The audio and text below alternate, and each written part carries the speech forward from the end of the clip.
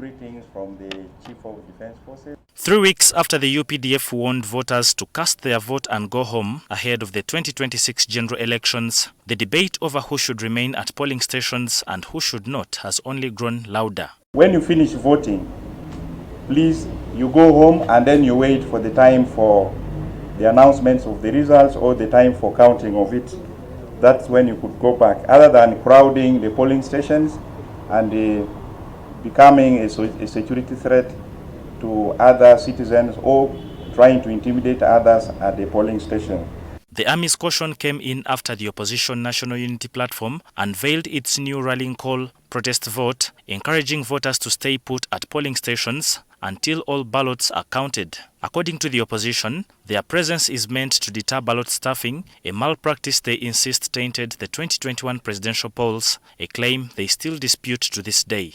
Akalulu basaba ne banyabo sike ka bulijjo mumpulira bulungi kana akalulu sike ka bulijjo kana akalu bakaita protest vote. The Electoral Commission has yet again reinforced the same message, insisting that voters have no business lingering around polling centers once they have voted. The Commission argues that no law guarantees such protection and issued rather a tough warning that those who insist on hanging around will be chased like grasshoppers. Let the process of counting the votes be for the polling officials and the candidates, agents, or the observers, if any, who will be at that polling station. Please, let us respect the laws. Voter protector is alien in the electoral laws. It's not known. You have your agents. If you want, quote, voter protectors, your agents can play that role. But don't give people tags and what do you call these things? These jackets, what do they call them? Press jacket. Like we put on for easy. What do they call them? Jackets with the voter protector for candidate Gundi. I am saying, and then you walk with the swag into the polling station, you'll be arrested. Period. We don't want people to create their own things, and they think that I will say this is how it is going to be. It's not going to be like that. And I'm saying it unequivocally, that anyone who comes masquerading as a voter protector at a polling station, when that identity or concept is not known in our electoral laws, is not acceptable. You are bound to be arrested.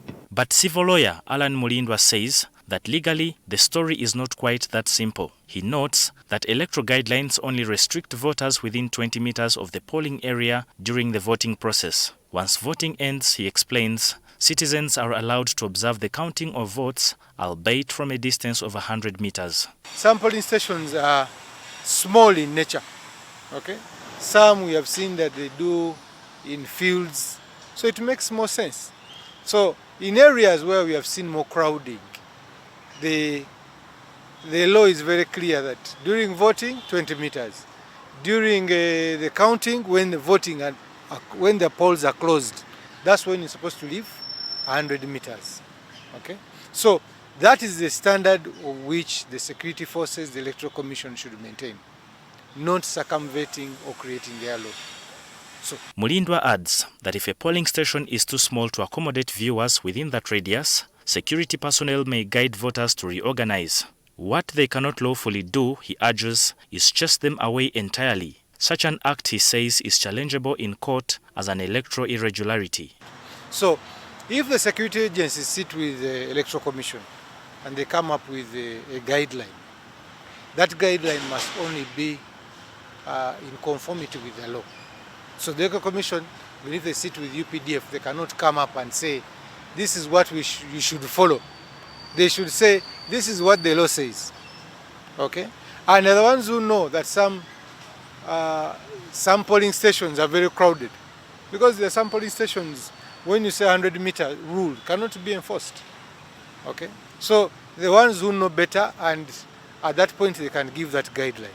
But in terms of giving a general blanket kind of rule or regulation, which is not in conformity in the law, that is something that can be challenged even in the courts of law.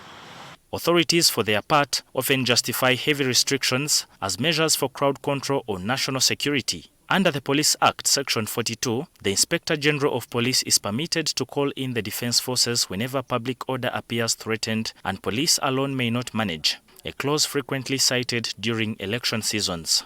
David Ijo, NTV.